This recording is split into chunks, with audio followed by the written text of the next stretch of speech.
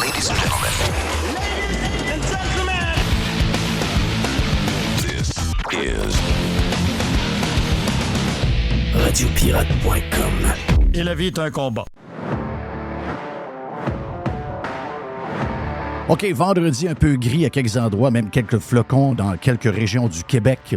C'est gris, mais c'est le week-end. On est de bonne humeur. On a lancé le week-end hier avec l'aubergiste. Ça, c'est bien le fun. Puis l'aubergiste, son cousin Jerry le boursicoteur. On va faire une première dans Radio Pirate Live dans les prochaines minutes. Ah oui, Jerry le boursicoteur is back à Radio Pirate. On aura du plaisir à écouter Jerry, le meilleur raconteur de l'industrie, c'est clair. On a PO de Firebarns qui va faire un tour, parler d'entrepreneuriat, de défis des entreprises et tout ça. Donc, et à travers, bien sûr, une petite recette pour le week-end, pour votre déjeuner que vous allez adorer. Elle est écœurante. Et on a un bout qu'on vous donne du Prime de cette semaine avec Gilles Parent et Dennis in the Jet. Une question philosophique à 50$. Facile. Ça, c'est dans le dernier bloc de Radio Pirate Live. Mon nom est Jeff Fillion. Gros week-end en fin de semaine de sport aussi. Le Canadien a perdu hier, mais le Canadien, je pense, devrait rejouer cette fin de semaine, même s'ils sont dans l'Ouest. En tout cas, je n'ai pas vu l'horaire, mais bon, beaucoup de choses. S'il n'y a pas de hockey pour vous, il y a peut-être du football. Le match du week-end à surveiller, c'est le match dimanche matin entre les Dolphins et les Chiefs. 2 équipes à 6 victoires, 2 défaites. Le match est à 9h du matin en direct de l'Allemagne et tous les autres matchs à partir de 1h l'après-midi. Gros week-end F1 également pour les amateurs de Formula One.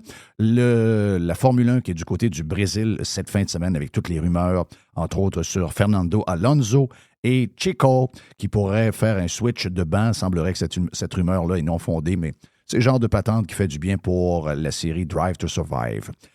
Donc, tiens, toi, on y va par le sujet du jour. Veux pas, c'est le sujet du jour et ce sera mon sujet d'ouverture. C'est l'histoire de TVA, ce que PKP a annoncé hier. On en a parlé amplement pour les membres qui sont avec nous autres sur Radio Pirate Prime. On était dans le Freestyle Friday avec Carlos de Punisher, Jerry. Dennis in the Jet est avec nous autres d'ailleurs dans ce podcast du Prime dans les dernières minutes qu'on vous a mis.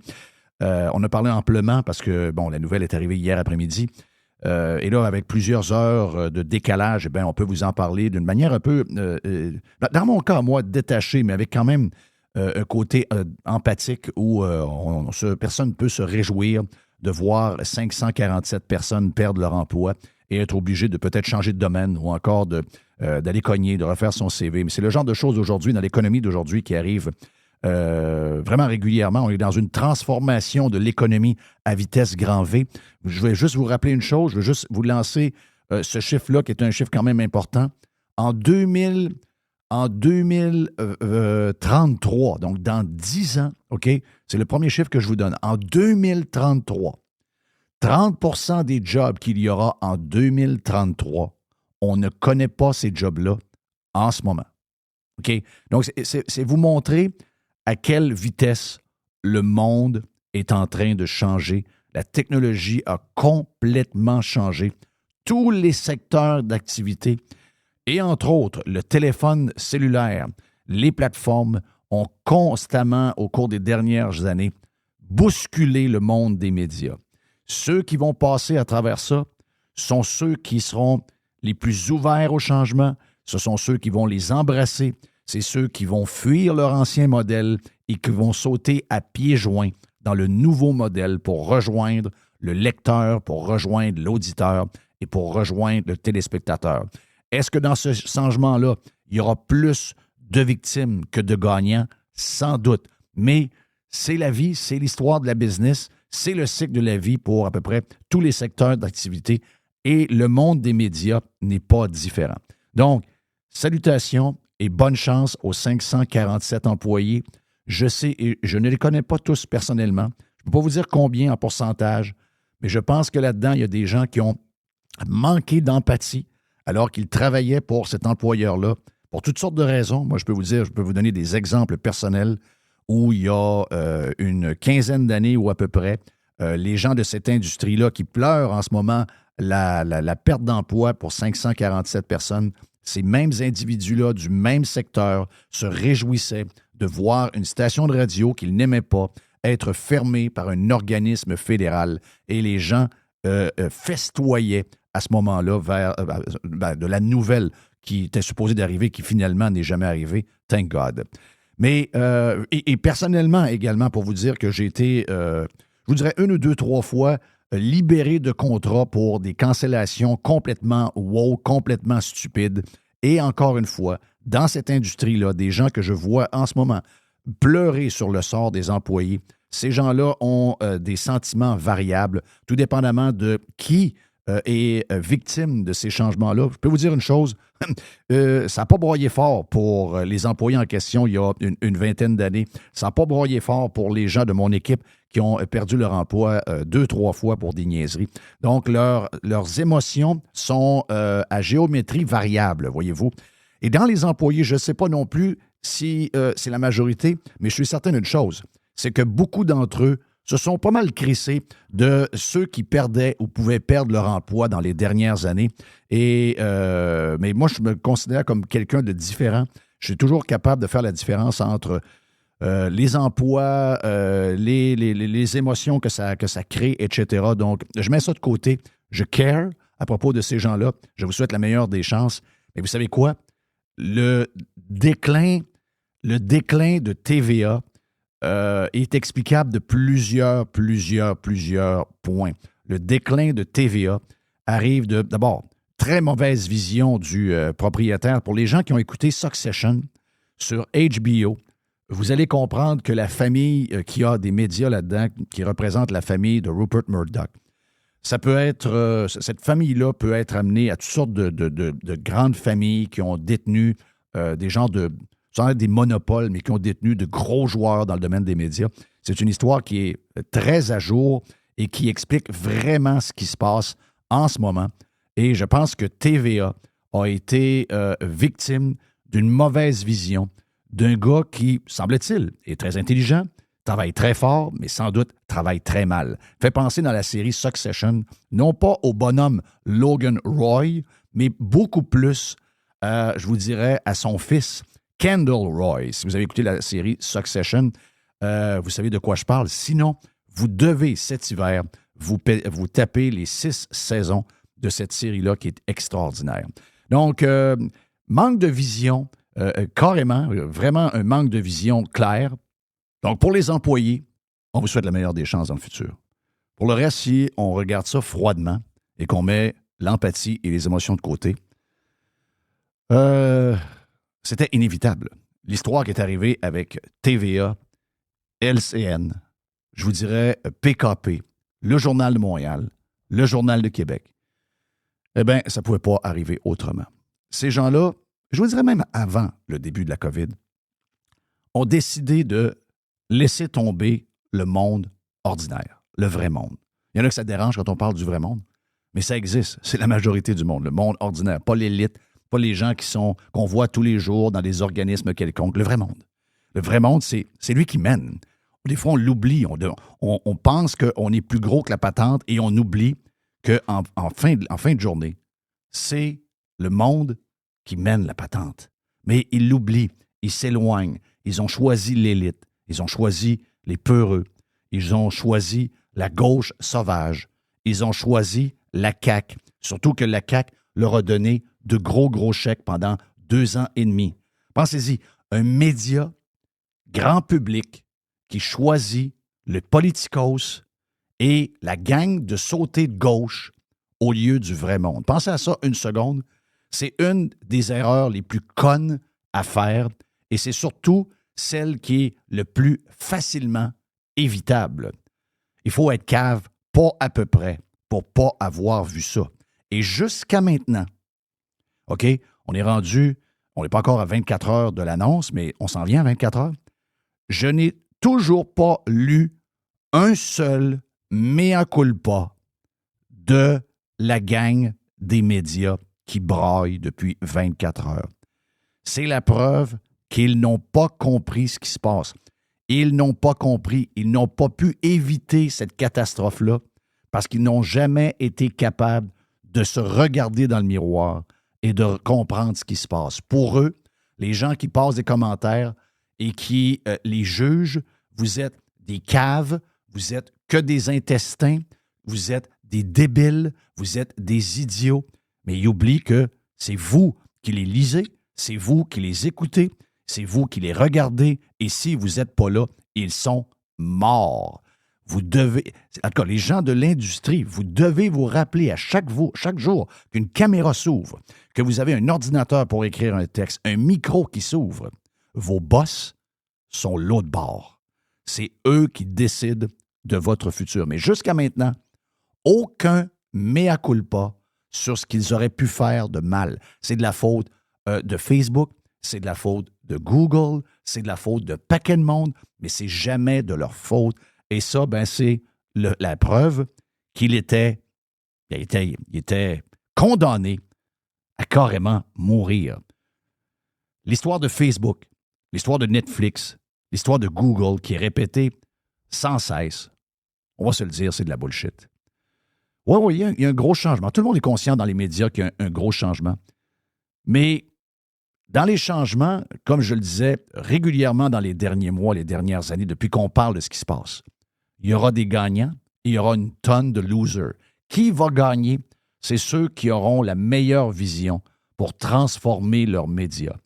La seule chose que Québécois a en tête pour transformer ses médias depuis 3-4 ans, c'est de jouer à la peur, c'est de faire peur aux boomers, qui est la seule clientèle qui reste à lire leurs journaux, à écouter leur TV ou encore, je partais pour dire leur radio, mais entre vous et moi, Cube Radio, je ne suis pas certain qu'un boomer sait c'est quoi, mais vous comprenez ce que je veux dire.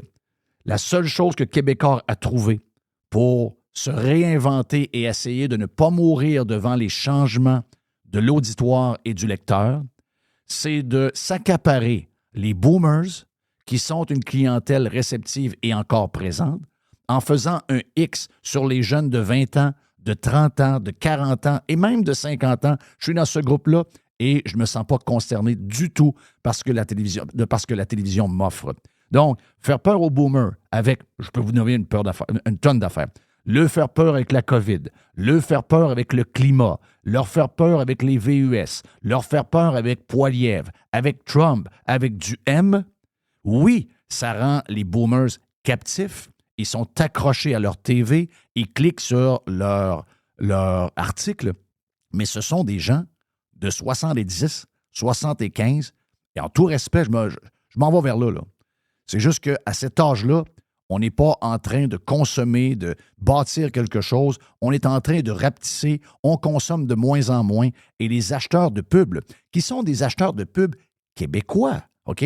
Les agences de pub de Montréal, ce n'est pas des étrangers de la planète Mars. Ce sont des Québécois francophones de chez nous qui prennent leur budget publicitaire, qui l'enlèvent des médias traditionnels et qui le placent dans des ad servers de Google, de Facebook ou dans ceux dans lesquels nous, on a de Spotify. Toutes ces agences-là, ils ont un seul but, c'est de trouver du monde pour vendre du stock que leurs clients leur demandent de faire. C'est ça. C'est la seule affaire. Ils vont en mettre un peu à TVA, mais ils savent que la clientèle est très, très âgée. En passant, c'est comme ça partout à travers le monde. Les gens qui regardent la télévision traditionnelle sont très vieux. Et rajoutez à ça que les journaux de Québécois et les médias de Québécois, oui, on a eu la COVID. Oui, ils nous ont brassé sur la COVID, mais même sur des sujets qui étaient des sujets très rassembleurs. Tu sais, les gens de la région de Québec voulaient avoir un troisième lien pour être sécure. Eh bien, les médias de Québécois ont décidé de cracher dans le visage du monde. Pour le tramway, tout le monde, les sondages le montrent depuis des années. Le tramway, les gens de la région de Québec ne le veulent pas. Par contre, leurs amis dans les médias de Montréal le veulent. Donc, qu'est-ce que Québécois a fait? Eh bien, ils ont poussé le tramway et ils ont attaqué le troisième lien over and over. Il faut manquer de pif. Comme ça se peut pas, OK? Comme ça se peut pas. Il n'y a pas personne qui s'est levé dans la direction de Québécois il y a 1 an, 2 ans, pendant la COVID, pour d'autres sujets, en disant, les amis, je regarde un peu ce qui se passe. Je regarde je regarde les réponses sous les textes. Je regarde les réactions dans nos réseaux sociaux. Je pense qu'on n'est pas sa coche. Je pense qu'on est à contre-courant de nos lecteurs. On doit ramener le bateau à la bonne place. Sinon, ces gens-là vont commencer à nous haïr. Et c'est exactement ce qui est arrivé. À un point où les médias de TVA ont dû enlever leur logo sur leurs camions qui se promenaient dans les rues. C'est vous dire comment ils ont choisi l'élite. par rapport au monde normal. Est-ce que j'ai besoin de finir avec la COVID? On peut en parler de la COVID. Relisez tout ce que vous avez dit, tout ce que vous avez écrit, tous les acteurs que vous avez placés à la télévision over and over pendant la COVID. Vous avez menti, vous avez menti, vous avez menti et vous avez encore menti. C'est ça que vous avez fait à tour de bras pendant des années au nom de recevoir un chèque. Vous avez divisé des amis qui ne se parlent plus, des familles qui sont encore décimées aujourd'hui. Vous vous êtes prostitués pour des millions de dollars à la CAQ, que la CAQ vous a donné en fait, et vous avez décidé de larguer le monde et jamais vous avez offert les deux côtés de la médaille. Vous aviez le droit de raconter ce que vous allez, vos craintes, votre billet normal qu'on connaît. Mais vous auriez dû donner 50% du temps, 50% de votre site web, de vos journaux à ceux qui étaient de l'autre côté. Vous avez laissé tomber des millions de personnes et ces gens-là vous ont abandonné pour toujours. Est-ce que ces gens-là, si on oublie Facebook, si on oublie Google, est-ce que ces gens-là se sont demandé une seule fois pourquoi ça arrive? Qu'est-ce qui arrive? Jamais. Si c'était posé la question, la réponse aurait été dure. La réponse aurait été « Ouais, je pense qu'on a fourré le monde et le monde nous en fait payer le prix. » C'est un constat qui est tough, c'est un constat qui fait mal, mais toute entreprise doit faire ce genre d'introspection pour regarder où ils sont s'ils veulent survivre. C'est quelque chose qu'on doit faire plus que régulièrement. Je veux juste vous dire une chose, OK? J'ai vu les commentaires. Les commentaires sont durs. Il y a des commentaires même très, très, très chiens sur les réseaux sociaux. Mais ça vous montre comment vous avez été dur aussi envers ces gens-là parce qu'ils vous détestent. J'enlève ces émotions-là. Je l'ai expliqué au début parce que c'est loin d'être terminé. Et la raison, et je ne veux pas vous enlever vos réactions de ce qui arrive, mais je veux juste vous dire une chose, c'est que dans les 547 personnes, mon feeling, c'est que c'est toutes des gens qu'on n'a jamais vraiment vus, jamais vraiment lus. Ce n'est pas des gens qui étaient devant la caméra, ce n'est pas les gens qui faisaient des commentaires dans les journaux de Québécois. Les gens qui vont être mis dehors, c'est des gens qui étaient derrière la caméra, c'était des réalisateurs. Est-ce que c'est des gens qui approuvaient ce qui se passait? Sans doute. Mais ce ne sont pas les acteurs qui ont parlé, ce ne sont pas les gens qui ont été si chiens avec vous. C'est comme le personnel de soutien. C'est sûr que moi, je n'aurais pas été capable d'être dans le personnel de soutien pendant les 2 années et demie de la COVID. J'aurais été incapable. Je serais parti et je serais allé travailler au Super C au lieu de travailler avec des gens qui crachaient au visage du monde comme ça. Mais mettons ça de côté. Juste vous dire que dans les 547 personnes, mon feeling, c'est qu'il n'y a pas un seul employé qui nous a fait chier pendant la COVID et qui continue de le faire, qui va perdre sa job.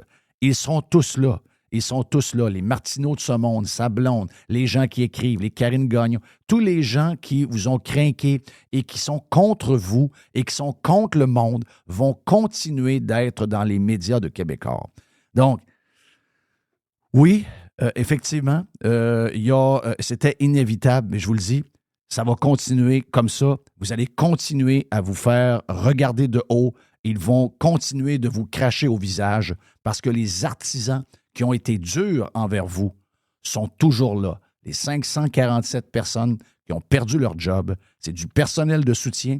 Il y en a qui vont dire qu'ils vont les appeler les collabos. Vous faites ce que vous voulez, vous avez le droit de penser ce que vous voulez. Mais les pires, ceux qui ont été les pires salauds envers vous, surtout pendant la COVID et après, eh bien, ces gens-là seront toujours à la télévision et vous allez toujours les lire. Donc, voilà. Pour le reste, je pense qu'on est à la bonne place. Je pense que le podcast, je pense que Radio Pirate est à la bonne place. On l'a fait en 2006, notre switch vers le web. On s'est fait traiter de radio de sous-sol, de tout ce que vous voulez. Je peux vous dire une affaire. Pour les auditeurs de Radio Pirate Live et de Radio Pirate Prime, le meilleur move que j'ai pu faire, c'est de m'en aller en pyjama dans mon sous-sol. C'est le meilleur des moves. C'est là que ça se passe maintenant. Regardez où Joe Rogan tourne ses podcasts. quelqu'un me racontait où Tucker Carlson fait ses émissions. C'est dans un hangar avec des toiles et qu'un faux décor. C'est carrément la nouvelle manière de faire aujourd'hui. Et bien content d'avoir embrassé ça. Puis je veux vous remercier. Vous êtes là. Mais savez-vous pourquoi vous êtes là? Vous êtes là parce que vous êtes bon. Mais vous êtes là aussi parce que l'équipe de Radio Pirate, les collaborateurs de Radio Pirate, et j'espère moi-même qu'on est avec vous autres tout le temps. C'est notre raison d'être. On est avec le monde. Il y a plein de gens qui ne comprennent pas ça. Nos détracteurs ne comprennent pas ça. Comment ces gens-là peuvent être contre nous alors qu'on est probablement un des seuls médias à être avec le monde? J'en suis très fier. Longue vie à Radio Pirate et bonne chance aux autres. Mon nom est Jeff Fillion. On s'en va vers Jerry, le boursicoteur sur Radio Pirate Live. This is going to give you the energy to go on. Radio Pirate. Radio Pirate. Jeff Fillion. Here comes the money. Here we go. Moi, je fais pas de recommandations.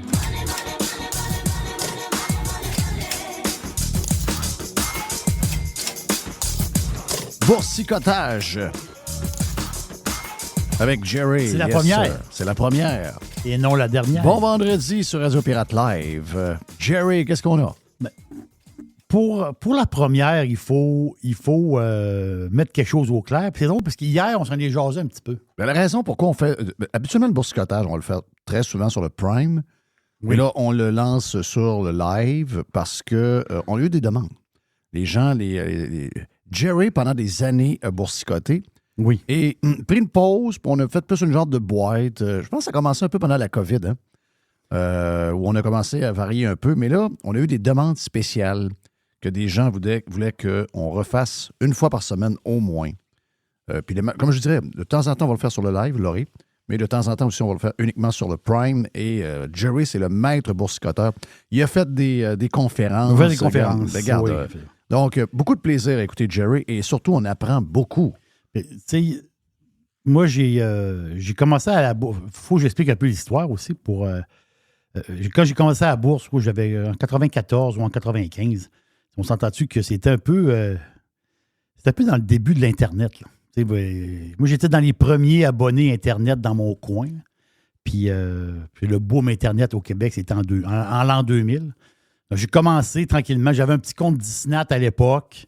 Disnat, c'est Desjardins. Disnat, il faut leur donner. Disnat, c'était des précurseurs dans les courtiers à escompte. Quand tu dis courtier à escompte, c'est que oui, tu peux aller voir un courtier qui s'occupe de ton portefeuille. Courtier à escompte, tu t'en occupes toi-même.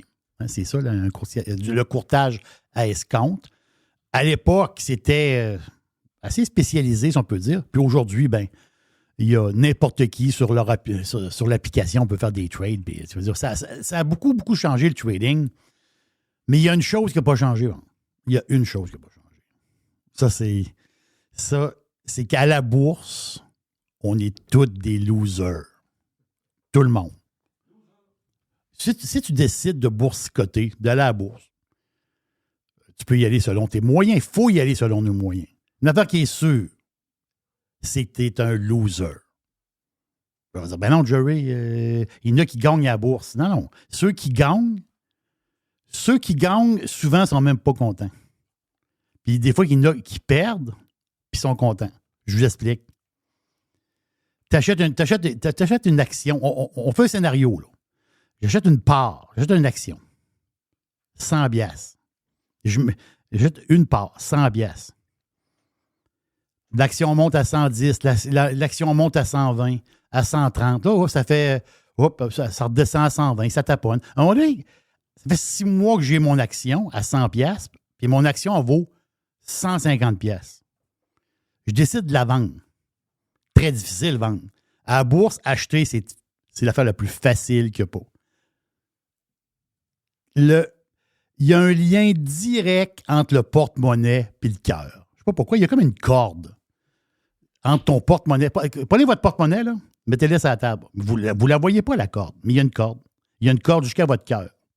Cette corde invisible-là, vous allez vous rendre compte quand vous allez boursicoter. Donc, je reprends mon histoire. 100 piastres, c'est rendu à 150 piastres. Quand même une bonne ride, là. Là, ça taponne dans le coin de 150. Décide de vendre. Je vais vendre. Ça taponne. Ça a descendu à 145. Ça monte à 150. On dit comme bloqué à 150.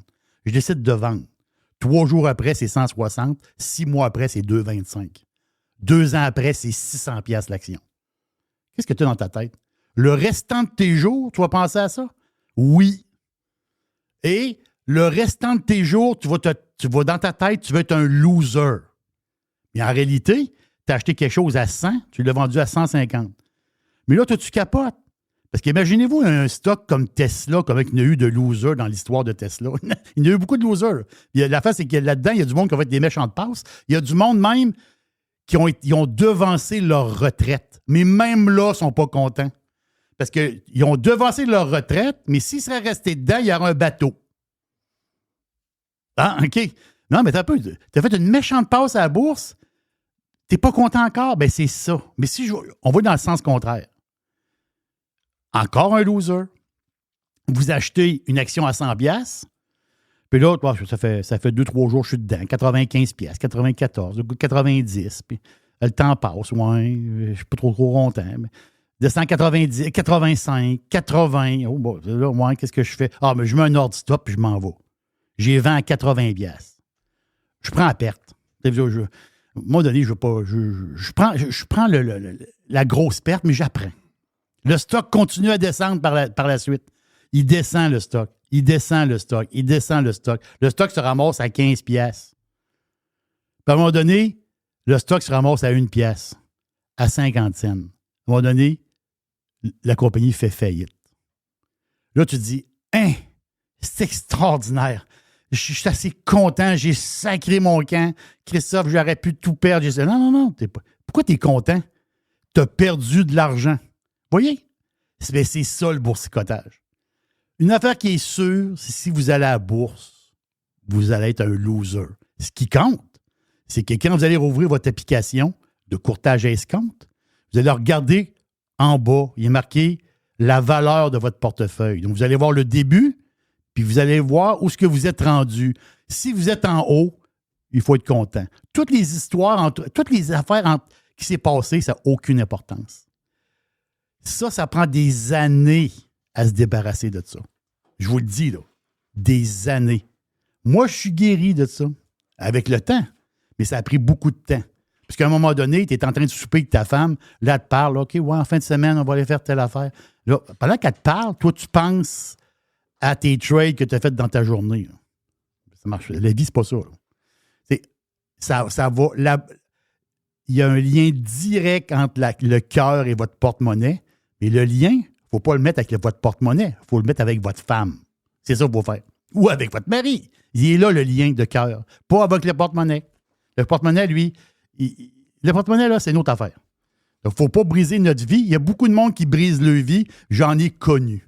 Hey, Jeff, c'est un petit aparté comme ça. La compagnie Unilever. Unilever, le code, c'est UL à New York. Parce que les gens me demandent des fois des bons blue chips. Tu sais, des blue chips. Microsoft, c'est un excellent blue chip. On s'entend-tu? Mais il y a eu du mouvement avec le temps. Mais il y a des blue chips intéressants que des fois, c'est une place pour les se cacher. Mais du point de vue dividende, peut être payant, puis ça peut être le fun. Unilever, c'est quoi, là? Une compagnie britannique. Ils donnent quand même 4 de dividendes. Même. C'est excellent. 4 de dividendes. C'est quoi Unilever? C'est la mayonnaise Hellmann's, là. La marque Knorr là, Lipton. Unilever, c'est aussi sont dans les produits, exemple, les savons Dove, la vaseline, les Q-tips, sont dans plein de grandes marques. Unilever fait partie des 10 grandes compagnies au monde qui contrôlent 90% des marques. Wow, OK, là. On parle de Nestlé, Pepsi, Coke, Mondelez, Mars, Danone. Donc, il y a 10 grands conglomérats dans le monde qui contrôlent 90% des marques que vous utilisez. Là. C'est capoté, là. Ils en font partie. C'est du béton. À 4 de dividendes, c'est une bonne place pour aller. Pour mettre des sous, c'est pas excitant, là. Mais tu ramasses le dividende, puis tu laisses ça dormir, ronron, patapon. Puis je pense que ça peut être un excellent play pour le moyen et long terme Unilever. Compagnie en santé aussi, très, très en santé du point de vue économique. Mais la face que je voulais te parler de ça, par rapport, toi, c'est toi qui m'as fait connaître, Jeff, Dollar Shave Club. Yes. Unilever, ils ont acheté. C'est ça. Parce que les autres, ils ont Gillette, c'est ça? Oui, ils ont Gillette. C'est ça. Eux autres, ils ont acheté ça il y a 7 ans pour 1 milliard de dollars. Quand même. Les boys ont fait une bonne job. Les boys ont fait un excellent job. Et là, Unilever, ils viennent de revendre ça. Ah oui? J'ai pas trouvé le prix de vente, mais ils ont revendu, je pense, 75 de la compagnie. Ils se gardent un 25 mais j'ai vu ça passer comme ça. Ils sont allés cacher, je pense bien. Je pense qu'ils sont... j'ai pas vu le prix de vente, l'argent qu'ils sont allés chercher, mais quand même, ils ont vendu Dollar Shave Club, qui est un abonnement pour les lames de rasoir. Moi, je suis toujours abonné. Toi, t'es toujours abonné. Toujours abonné. C'est incroyable, depuis longtemps. Oui. T'étais là depuis... T'étais là Je vais être là jusqu'à ma mort. Oui. Meilleur rapport qualité-prix. Pour moi, je sais qu'il y en a d'autres qui vont me dire « Ah, moi, j'étais à service. » Moi, je trouve ça... regarde, je suis un client satisfait. Hier, sur les marchés... c'est que la nouvelle est sortie tôt hier, parce que c'est une compagnie européenne. C'est une compagnie danoise. Ça s'appelle... On a parlé quelques fois, des fois, on a glissé un petit mot. Ça s'appelle Novo Nordisk. NVO à New York. Novo Nordisk, c'est une énorme compagnie pharma. Eux autres, leur spécialité, là, ils ont une nouvelle spécialité. Mais en passant, ça a été vendu à un genre de fonds privé qui s'appelle Nexus Capital Management. OK. Tu veux, ce fonds privé-là, ils ont décidé de déplier. Je n'ai pas le montant d'argent, mais quand même, ils ont déplié pour cette petite machine-là qui imprime de l'argent.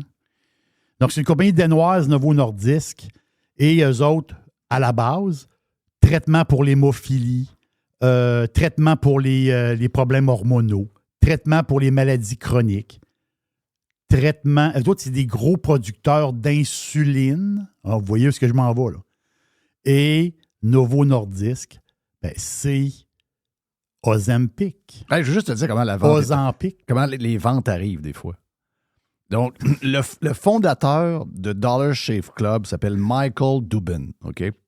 Lui, il a quitté la compagnie en 2021. Et ça faisait un bout, là, je pense que la compagnie avait été achetée, j'ai vu quelque part, là, par Unilever. Mais lui, il a quitté. Ils ont mis un successeur. Donc, Unilever a mis Jason Goldberger. Et lui, il a démissionné le mois passé pour s'en aller retrouver la compagnie Nexus, pas tant de choses, là. Nexus Capital Management. OK. Puis donc, ils ont racheté la place où...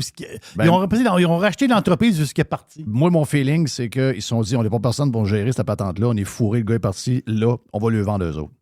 Donc, ils ont pogné par les chenolles. Je suis sûr. Wow. Oui. Ça, non, ça, c'est une stratégie. Ça, c'est des patentes de films, là. Ah, ça, c'est une patente. Oui, intéressant. Je vais fouiller là-dedans, je vais lire plus. Très, très bon. Ça, c'est très bon, Jeff. Donc, Novo Nordisk, c'est l'Ozempic. Oh. Le Wegovy. W-E-G-O-V-Y. Le Rybelsus. Moi, j'ai vu à la télévision des... Ça finit plus. Non, les pubs de Rybelsus. Parlez-en à votre médecin. Là, tu dis... C'est quoi cette histoire? Tu sais, c'est drôle, des fois, les pubs de pharmaceutiques, ils disent pas à quoi ça sert. Ils font une belle pub, tu cours sur le bord de la plage, la madame a souri, le monsieur, il lave son char. Tu vois du monde heureux, là. Mais tu vois Rybelsus, parlez-en à votre médecin. Mais Rybelsus, c'est un produit, c'est des pilules. C'est un produit pour maigrir. Je te l'ai dit il y a 2 semaines. C'est là qu'on s'en va, là. Les pharmaceutiques et le maigrissage. Parce que c'est le bonheur. Tu maigris sans faire d'effort. Ben oui. Ça, c'est le bonheur total. Donc, Novo Nordisk, c'est 59 000 employés. Et qu'est-ce qui s'est passé? Qu'est-ce qui s'est passé il y a 2-3 semaines quand on s'en est glissé un petit mot? Aujourd'hui, c'est la première capitalisation boursière européenne. C'est un peu, là. Il y a des grosses compagnies en Europe, là. Il y en a des centaines de multinationales. Tassez-vous. C'est Novo Nordisk qui est en premier. En valeur boursière. C'est inimaginable. Tu aurais dit ça il y a 5 ans. Le gars, il dit t'as un problème dans ta tête. Là. Il drive le marché en Europe pour une chose. Le gros ballonné qui shoot. Il y a juste ça. Il y a une raison. Les autres, ils vendent plein de produits. C'est rendu secondaire. Hey, c'est secondaire. Là, c'est le Wegovy, l'Ozempic et le Rybelsus. Ouais, NVO. Le party est pogné. Non, le parti est pogné. C'est-à-dire, à un moment donné, la compagnie est rendue à 436 milliards de valeur. La montre, là. Tu ne peux pas te dire 436 milliards parce que ça va être 3 milliards de plus demain. Parce qu'on comprend, c'est après-demain, lundi, mardi. C'est débile. Là. C'est complètement débile. Mais là, l'affaire, c'est que cette compagnie-là qui est une référence. Mais là, le CEO, M. Jorgensen, il est sorti. Le Danois, là.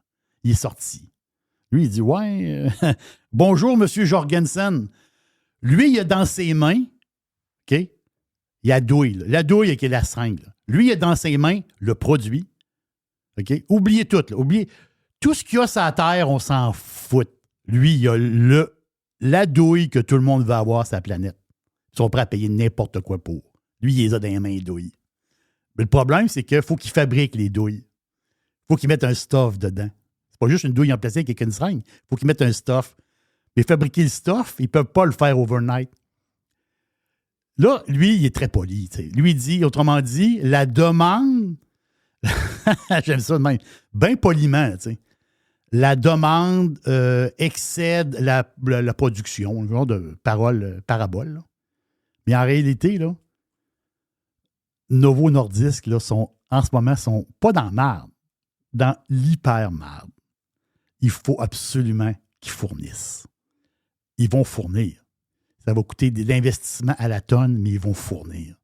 Le stock, présentement, est à son haut à vie. Il défonce, boum, boum, boum, il défonce. Où est-ce qu'il va aller? J'en ai aucune idée. Mais imaginez un instant, qu'ils sont capables de fournir. S'ils sont capables de fournir, Jeff, là, NVO, là, il n'a pas fini de monter. Donc, les prévisions pour 2024 sont assez conservatrices.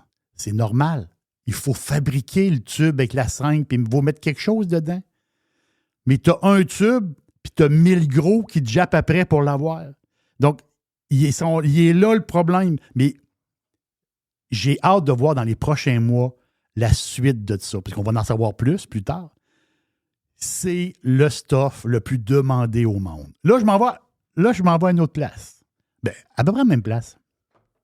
Eli Lilly, ou Lilly Eli, ou Eli Lilly, dites-les comme vous voulez, LLY, à New York. C'était les résultats aussi, la semaine passée, de Lilly. Eux autres, ils en ont un stuff. Le Mounjaro. M-O-U-N-J-A-R-O. Mounjaro, qui... Lilly, là, c'est inimaginable, cette compagnie-là, comment c'est gros. Là. Mais le Mounjaro, c'est l'Ozempic 2. Il est même meilleur que l'Ozempic. L'Ozempic, je pense que tu dessouffles à 17%. Mounjaro, tu dessouffles à 22%. Je veux dire, l'efficacité, je parle. Quand tu te shootes. Là. L'efficacité est meilleure, le Mounjaro. C'est extraordinaire. Mais il y a quelque chose d'intéressant. Lilly, OK. Moi, tu me dis, est-ce que tu achèterais Lilly ou tu achètes Novo Nordisk? Personnellement, moi, je mettrais mon argent dans Lilly. Je vous dis pourquoi. Parce que on veut placer notre argent dans la folie. Parce que cette folie-là, là, elle ne va pas finir là. On en a pour des années. Combien de temps ça va durer? Je l'ignore. Mais cette folie-là est partie, là. Moi, j'irais pour Lily. Je vais vous expliquer pourquoi. Parce que il y a un petit côté risque aussi. Mais ça prend un petit risque dans la vie. Mounjaro est approuvé par la FDA. C'est parfait. Sauf qu'il est approuvé par la FDA pour le traitement du diabète. Ben, c'est ça le produit. Non. C'est pas ça qu'on veut. Les diabétiques, c'est vous autres. C'est pas à vous autres qu'on parle. Le diabète, toi, tosse-toi. Je veux parler à l'autre. Viens ici, toi. Viens ici. Tu sais, tu as un gros et un diabétique. Le diabétique n'est pas intéressant. C'est le gros qui est intéressant. Le gros, lui, il veut se shooter. Mais le problème, c'est que les médecins, ils ne peuvent pas prescrire le Mounjaro. Ils ne peuvent pas. Parce qu'il n'est pas approuvé FDA pour les problèmes, pour maigrir. Il est approuvé FDA pour le traitement au diabète. Donc, ce que moi, je vous dis, d'ici la fin de 2023, j'ai fouillé un peu, c'est d'ici la fin de 2023. Coudonc, il reste 2 mois. D'ici la fin de 2023, on devrait avoir la nouvelle si le Mounjaro est approuvé FDA pour la perte de poids. Si oui, le Mounjaro, il vient s'accoter au Ozempic et Lilly, eux autres, ils vont en avoir du stock à vendre. Il n'y aura pas de 2024. Ouais, on ne fournit pas. Non, eux autres, ils vont fournir, Lilly, je vous le dis. Fait que, il y a un risque. Si la FDA dit non, ça veut dire que le médicament Mounjaro va rester pour les diabétiques de type 2. C'est correct, c'est parfait. Mais la grosse manne n'est pas là. La grosse manne, c'est les gros. Donc, si ils reçoivent le seal de la FDA pour maigrir, Lilly, ça peut être un excellent play. Donc, le code LLY, entre les deux, je choisis Lilly. Ben, l'autre aussi est extraordinaire. Là. Ça monte. Ça taponne un peu. Après, ça monte. Hey, dernière petite affaire, Jeff. Oui. Il y a un stock bizarre à la bourse. Je dis stock bizarre parce que il y a une expression de boursicoteur, le fameux bottom fishing, la pêche de fond. Parce que tu as des stocks qui écrasent et sont dans le fond du lac. Mais là, tu mets ta canne à pêche, puis là, tu vas troller dans le fond du lac. À un moment donné, tu vas accrocher quelque chose. Mais il y a des stocks dans le fond. Air Canada, il est dans le fond. Air Canada. OK. Un peu. Air Canada, le stock est passé parce qu'on s'entend-tu que tous les stocks des compagnies aériennes ont mangé le claque dans le crash de 2020. C'est normal. Air Canada était à 52 $. Il est descendu à 15 $ dans le crash de 2020. C'est normal. Il n'y a plus personne qui bougeait. Après ça, il est reparti de 15, il est remonté à 30. Oh, intéressant. Et là, il est redescendu à 16, 17. Il est à peu près à 17 $ présentement. Mais l'affaire, c'est que je dis qu'Air Canada est dans ma catégorie. Il est dans la catégorie de bottom fishing pour une chose. La fameuse, là je parle au boursicoteur, la fameuse RSI. RSI, qui veut dire, c'est une expression, c'est un code en fin de compte, qui veut dire l'indice de force relative. Jerry, on ne comprend pas, je vais vous le dire. Ça veut dire quoi la RSI? Ça veut dire, ça mesure la vitesse et l'ampleur de changement dans un stock. Et je résume, est-ce que le stock il est suracheté ou survendu? Ah, suracheté ou survendu? Pour faire une image, un stock suracheté, mettons, je fais une image, là, c'est comme, suracheté, là, c'est comme si, tu vas dans un party à South Beach. Il y a des filles partout, tu as de l'argent plein tes poches. Là, il y a de l'effervescence. Tu es à South Beach. Plein, là, à un moment donné, ben, le party arrête. Parce que là, mon Dieu, le soleil se lève. Boum, le party est arrêté. Mais il y a de l'effervescence. De l'autre bord, un stock qui est survendu, c'est tu es en train de boire une tasse de thé avec une religieuse dans un sous-sol d'église. Et c'est plate. Ça, c'est survendu. Moi, je pense qu'en ce moment, Air Canada, il est survendu. C'est exagéré. C'est pas normal qu'il soit avec une RSI de 28 ou 29. C'est pas normal du tout. Du tout. Donc, moi, je pense qu'il est dû pour un rebond. Et le rebond peut être payant. Est-ce que c'est bon pour le moyen et long terme? Ça peut être un excellent placement moyen et long terme. Moi, je parle pour le rebond. Je pense qu'Air Canada peut faire un rebond, là, 17, 18, 19, peut-être aller pogner le 20, faire un genre de petit rebond. Tu achètes à 17, tu t'en vas à 20, c'est pas de le fun. Donc, RSI très, très basse sur Air Canada, puis c'est capoté. Parce que la RSI est basse depuis le mois de septembre. Depuis le début septembre. Tout septembre et tout octobre. 2 mois de temps dans les 20 de RSI. Pas normal. Moi, je pense qu'on laisse traîner. Moi, je pense qu'on ramasse un genre de Air Canada pas cher, de même. Il fait quelques pièces de plus, puis on le garde, oui, peut-être, ou on s'en va. Mais moi, je pense qu'il fait partie du bon bottom fishing boursier. Air Canada. Oh yes!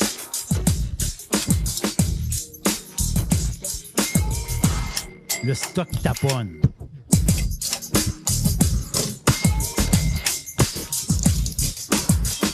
Jerry, thank you, man. C'est un peu technique des fois, mais ça va être ça le boursicotage. Ben, il y a de la technique. Là. Non, j'adore.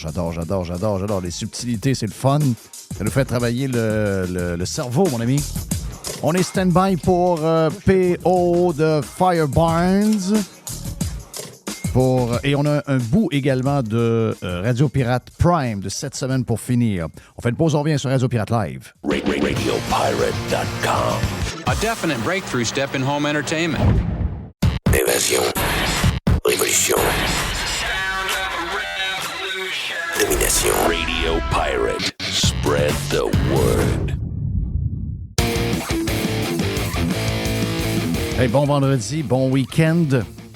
Toujours le fun de se faire une bonne recette Firebarns. Et on est avec P.O. La recette pirate Firebarns du mois. Avec P.O. et Frank de Firebarns. Et là, on a le P.O. qui est prêt. Là, il avait hâte de jaser. Il a hâte de jaser. Il a hâte de jaser. Où est-ce qu'il va, mon P.O.? Ça va super bien, vous autres? Yes. Qu'est-ce qui se passe de beau? Écoute, par où commencer? Ça fait longtemps. Ça fait... Vegas. J'étais allé à Vegas avec mon père, avec le padré Drouin. Le padré Drouin. Ouais. J'aime ça. Ouais, le padré. Je l'appelle le padré parce que mon père est actionnaire. Le monde, il pense que c'est juste Frank et moi, mais on est 3 actionnaires. Mon père a une part dans la compagnie. Puis on est allé à Vegas faire des achats. On est allé acheter des machines, des nouvelles machines, pour continuer notre expansion canadienne. Donc, il y avait un show là-bas qui vendait de l'équipement pour l'industrie. Jerry, c'est démesuré ce que j'ai eu. Ça faisait... On est allé là 3 jours, puis on a fait à peu près 40% de tout ce qu'on pouvait avoir. C'était des machines, des bras robotisés, des lignes d'embouteillage complètes d'usines, mais sur place, qui fonctionnaient. Puis c'était un parmi des milliers de boots. Là. C'était démesuré. Fait qu'on est allé acheter une nouvelle machine pour pouvoir continuer notre expansion, pour robotiser principalement, puis faire des nouvelles lignes d'embouteillage. Est-ce que les gens qui n'ont pas d'idée comment les entreprises grossissent, est-ce que tu trouves que le défi est... Tu sais, partir la business, l'idée, c'est génial, là, puis que ça marche au départ, puis après ça, que tu sois capable de te rendre au step qu'on va parler là, c'est déjà immense. Mais tous les entrepreneurs me parlent que une crise de croissance, c'est tout un défi aussi. C'est dur à décrire parce que, tu sais, quand on a commencé, Frank et moi, on louait le sous-sol du resto chez Boub au lac Beauport. Le soir, on faisait nos sauces là, puis on les embouteillait à la main. Fait qu'on faisait quelques caisses, puis le lendemain, on allait les vendre. Tu sais, aujourd'hui... Quand c'est malade pareil, pense à ça, là. Puis aujourd'hui, ben c'est des millions de bouteilles qu'on vend par année. Puis entre les deux, cette année, on a fini notre année financière le 31 octobre, puis on finit à 48 de croissance de l'année passée. Fait, wow!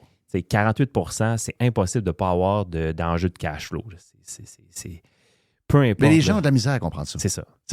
Les gens ont de la misère à comprendre. Ah oui, donc tu es en augmentation. Hey, wow, l'argent roule. Mais c'est parce qu'il y a des dépenses qui vont avec ça. Parce qu'il faut que tu suives le rythme. Il faut que tu sois capable de continuer de produire. Il y a de l'équipement acheté, il y a du plancher, il y a plus d'employés, il y a plus de... C'est un paquet de défis. Là. Ben, depuis mars, on est rendu à 15 000 pieds carrés d'usine. plus ça prend plus de bouteilles, ça prend plus de piment, ça prend plus de staff pour tout faire cette bouteille-là. Fait que l'enjeu de main-d'œuvre, l'enjeu de croissance, c'est super beau. Puis à chaque année, là, on est en train de faire nos projections pour l'année prochaine, puis on prévoit quand même une belle année aussi malgré le ralentissement économique. Tu te dis, hey, enfin, tu regardes tes budgets, puis tu regardes en bas de la ligne, tu te dis, tu sais, tu penses respirer, mais c'est pas ça. C'est pas ça. Quand tu fais ton flux de trésorerie, tu te rends compte qu'il y a certains points de l'année, comment que tu fais 50% de plus de revenus, ben il va te manquer d'argent. Puis là, essaye d'expliquer ça, puis essaye de faire comprendre ça. Même moi, je suis comme, mais comment ça qu'on peut faire autant de revenus puis manquer de cash? Mais tu sais, ça va avec la croissance de la business. Non, exact. Ton père est un businessman. Tu as été élevé là-dedans. Donc, tu as la fibre d'entrepreneur. Est-ce que, au-delà du côté créatif que tu as, est-ce que tu avais toute la préparation, était-tu toute bonne justement pour lire les états financiers, comprendre ce que tu viens d'expliquer ça, ces affaires-là? Est-ce que tu l'as appris avec ton père? L'as-tu appris à l'école? Parce que souvent, il y a des gens qui me disent moi, regarde, l'école, c'est pas pour moi. J'ai la fibre d'entrepreneurship. J'ai 20 ans, 22 ans, 23 ans. J'ai le goût de faire telle affaire. Moi, je leur dis tout le temps, il y a une chose, par contre, qu'il faut que tu comprennes. Il faut que tu comprennes les chiffres. Il faut que tu sois capable de comprendre un paquet d'affaires au niveau des chiffres. Tu sois capable de lire tes bilans. Il faut que tu sois, au moins, assure-toi d'aller chercher ce knowledge-là. Exact. Est-ce que tu l'avais, toi, ou tu l'as appris sur le tas? Je l'ai appris un peu sur le tas, mais j'ai essayé d'aller à l'université quand mon père a vendu sa business. J'avais 25 ans. Oui. J'ai essayé d'aller à l'université 2 ans. Puis là-bas, j'ai retenu quelques concepts. J'en parle souvent, là, l'élasticité du prix puis le coût d'opportunité. Moi, c'est des concepts que j'ai retenus de l'université, que j'utilise à tous les jours. Puis j'ai appris la comptabilité de base à l'université. Mais c'est vraiment mon père qui me l'a montré. À un moment donné, il m'a assis quand il est embarqué après 3 ans, puis il a dit je ne sais pas si tu comprends bien où est-ce que tu t'en vas, mais tu t'en vas dans le champ un peu. Là. Tu ne sais pas trop où est-ce que tu t'en vas avec tes chiffres. C'est dur pour toi d'entendre ça? Au début, on est comme, c'est un nuage, ça marche. Là, ton père dit, hey, mon fils, il faut que je te parle. C'est la gestion de l'ego. Si tu continues de même, tu vas te tuer. Oui, c'est ça. La gestion de l'ego. Puis moi, j'en avais une pas pire, là. Mais ma balloune, elle a dégonflé. Le volume de l'ego a baissé au fil des années, surtout depuis que je vais à l'école d'entrepreneurship. Parce que c'est là qu'il te la casse. Oui. En Beauce. Ah ouais, c'est ça. Ouais. Puis, mais avec mon père aussi, ça a été d'accepter de comprendre puis de dire OK, là, je connais pas tout. Ouais. Puis tu connais pas tout non plus. T'sais, j'ai fait des erreurs dans des contrats. Mon père, c'est un pro des contrats. Je l'ai pas consulté. Fait que ça a créé des frictions. Puis là, pourquoi tu m'as pas parlé? Puis, ben, c'est prendre le temps de juste t'asseoir puis écouter les conseils de ta mentor. Si tu avais un kid de 19-20 ans qui a la fibre entrepreneuriale bien forte, puis il dit, gars, je lâche l'école, je m'en vais, qu'est-ce que tu lui dis? D'un, il ne viendra pas travailler chez nous. Ça, c'est la première des choses. Je vais l'envoyer ailleurs faire son expérience. J'en parlais justement avec notre contrôleur ce matin. C'est exactement ce que je disais. Si j'avais un enfant, il ne viendrait pas travailler chez nous, il s'en irait à l'étranger, il apprendrait l'anglais, français, espagnol pour lui donner ces outils-là. Hein? OK. Dans ton cas, il faut outils, c'est important. Puis j'y dirais, entoure-toi de mentors autres que moi. OK. Ah oui? Oui. À ce point-là? Après ça, ils viendront me voir. OK, mais vu que c'était ton fils. Oui, exactement. OK, ouais. Va t'entourer de mentors, va voir d'autres choses. Au niveau de l'éducation, tu dirais-tu va à l'université, qu'est-ce que tu lui dirais de faire? Ma règle, ça serait anglais, français, espagnol. Avec ces expériences-là, tout va suivre. Tout va suivre. OK. Parce que moi, je considère que si tu vas dans une immersion en Espagne ou au Mexique, tu vas voir d'autres choses. Jeff, tu te rappelles, je t'écoutais quand j'étais jeune. Dans le bus. Tu m'avais dit, je dis comme tu me l'avais dit directement, mais je l'écoutais quand tu étais dans une autre station. Tu m'avais dit, allez apprendre l'anglais à l'externe. Puis c'est là en Floride que moi, à un moment donné, après que j'aille été banquier puis j'ai pas aimé ça, à 28, 29 ans, que j'ai fait, je vends tout, je liquide tout ce que j'ai autour de moi, puis je m'en vais travailler 1 an en Floride. Puis c'est là-bas que j'ai appris à parler anglais. Et c'est là-bas que j'ai commencé à manger épicé. Oui, c'est là que c'est là que mon expérience, tu sais, que je suis allé chercher ça. C'est extraordinaire. Ben oui, parce que c'est lors d'un match du Canadien que j'ai mangé une aile piquante par erreur.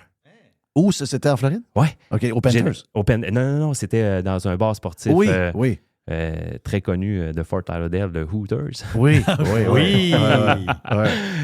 Puis j'étais avec Maxime, puis Maxime m'a commandé des ailes piquantes, moi, des ailes nature, puis moi, je mangeais 0 épicé avant. OK, wow. 0, même pas du poivre, j'aimais pas ça pantoute. Puis là, j'ai pigé dans son bac d'ailes par erreur en écoutant le match. C'était des buffalo, j'imagine? Des ailes buffalo. Puis là, j'ai croqué, j'ai fait, donc ben bon, ça. Oui. Puis c'est là-bas que j'ai commencé à m'acheter des sauces piquantes puis à commencer à manger épicé. Puis à mon retour au Québec, j'ai rencontré Frank puis on a fondé Fireburns. Fait que pour revenir à ta question, je leur dirais d'aller faire de l'expérience. Je comprends. Sans dire les obliger, mais je leur ferais une recommandation fortement recommandée. Une recommandation, c'est un beau mot ça, hein? Mais je leur dirais allez prendre l'expérience à l'externe, allez apprendre l'anglais, le français, l'anglais puis l'espagnol. Puis là-bas, vous allez faire de l'expérience. Puis en revenant ici, vous allez avoir, d'après moi, c'est vous autres qui allez prendre la décision si vous allez à l'université ou pas. OK. Wow, c'est bon. Très bon. J'aime beaucoup. Parce que c'est avec tes expériences, à mon avis, C'est que ça. Tu as vu le monde, autrement dit. C'est une vieille expression, là, mais allez voir le monde. C'est là que tu vas te Quand rendre tu es dans compte. ta bulle ici, tu vois pas le monde. Comme tu parlais du Mexique, tu arrives au Mexique, tu es ailleurs. Là. Tu vas travailler dans... C'est proche, mais en même temps, c'est Tout d'un coup, que là-bas, tu rencontres, tu viens développer une passion pour les Mayas, puis tu veux devenir historien. Ben, en revenant, tu vas dire, faut que j'aille à l'université pour être historien. Ouais. Oui, c'est ça. Fait que c'est là-bas, avec tes expériences, que je considère que tu vas faire ton propre chemin. Parce que, par expérience, en me décidant, c'est moi qui ai pris la décision de sacrer mon camp puis aller aux États-Unis. Puis c'est là-bas que j'ai commencé à manger épicé, puis j'ai pris mon expérience, puis découvrir aussi. Je suis arrivé là-bas, je connaissais personne. Là. 3 semaines de temps, je me suis enfermé. J'ai écouté les 6 séries des Sons of Anarchy, je pense, pendant 3 semaines. On se comprend. Okay. Puis à un moment donné, j'ai fait, ben là, il faut que je sorte. Oui, là, faut que Fait que je suis allé au bout. Je que j'aille voir le monde. Je me suis rendu à la c'est ça. plage, à Fort Lauderdale. Là.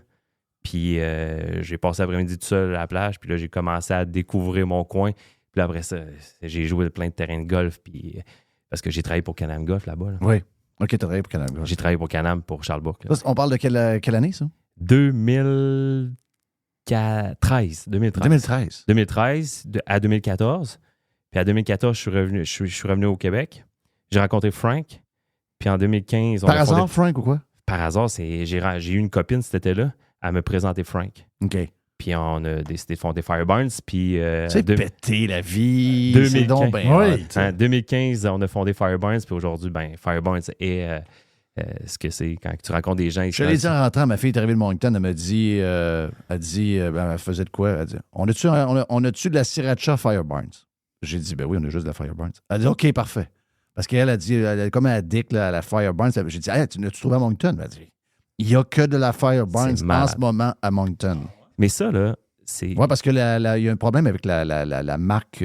Au fond. Oui, c'est ça. Au fond. Puis, et là, ben, c'est ça. Elle m'a dit, il y a un petit goût différent dans la Fireburns. Puis elle a dit, je suis complètement addict. Denis in the Jet, notre chum Denis, te dit la même chose sur ses... Il me dit que c'est sur ses toasts. C'est eux. Ses œufs. Oui. Ses œufs, à chaque matin, il met... Donc, Puis Éric Duhem aussi. Éric Duhem me dit, j'étais un fan client, il me serrait la main. Fait que, Oui. Donc, vous avez... Tu sais, au début, c'était des sauces plus piquantes, des sauces barbecue. Après ça, tu as amené les épices. Vous avez essayé toutes sortes d'affaires. Puis là, ben, il est arrivé quelque chose à un moment donné dans la production de sriracha ailleurs. Là, bang, tu as un nouveau joueur vedette. Jerry qui parle de la moutarde. Boum, on vend de la moutarde. Mais les condiments, c'est un gros marché, les condiments. On s'entend-tu que c'est un gros marché très dur. Ah très oui? dur. C'est Ben, très, c'était des très gros joueurs. Les joueurs qui ont de Sauf que c'est à l'argent. tous les jours. Les condiments, c'est à tous les jours. C'est Pas, tu ça. comprends? C'est le ketchup, c'est Quand à tu table dis tout que le c'est temps. dur, ça veut dire qu'il achète des tablettes? Ben oui, il achète des espaces. Ah, ah. C'est bien que ça C'est marche. money talks. Mais c'est correct. C'est comme ça que ça fonctionne. Puis je respecte ça. Mais il faut se battre. Tu sais, c'est comme dans la vie. Il faut se battre pour nos espaces. Puis il faut travailler. Mais tu sais, la vision de Fireburns, puis le brand Fireburns, quand on a décidé de faire la marque Fireburns, c'est qu'on voulait que ça soit, as-tu de la Fireburns? T'as-tu Fireburns? Tu sais que c'est un produit de qualité quand tu l'as dans ta main. Puis on a voulu avoir une catégorie de produits pour que tous les gens se retrouvent dans nos produits. Pas nécessairement juste la sauce piquante, parce qu'on parle beaucoup de sauce piquante, parce qu'en 2015, on a commencé avec ça. Oui. Mais on a voulu être le prochain Tabasco. On voulait être le prochain Tabasco canadien. Oui. Puis aujourd'hui, moi, je suis quand même fier de dire qu'à cause de l'opportunité qu'on a eue l'année passée, ben maintenant, nos sauces piquantes sont chez... Mais on a des sauces piquantes chez Sobeys National, donc de Terre-Neuve à Victoria, au BC. Oui. Fait qu'ils sont en tablette chez Sobeys. Ouais, c'est gros pareil. Là. Ça nous a permis d'ouvrir, de faire connaître le portefeuille de produits de Fireburns. Puis en même temps, Calgary, là, l'Alberta, c'est un gros marché pour nous. Là. C'est capoté. Là.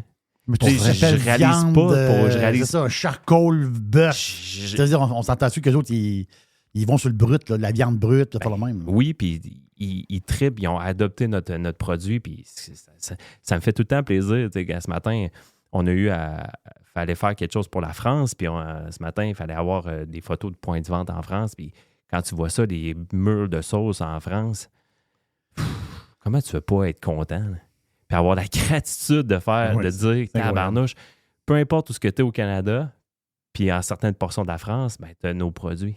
Oui. Alors, c'est extraordinaire, regarde. C'est une maudite belle ride. Moi, je veux juste dire aux gens que si vous avez une défaite, là, commencez maintenant. Ça a été tough, là. La ride, là, ça fait 8 ans. Là.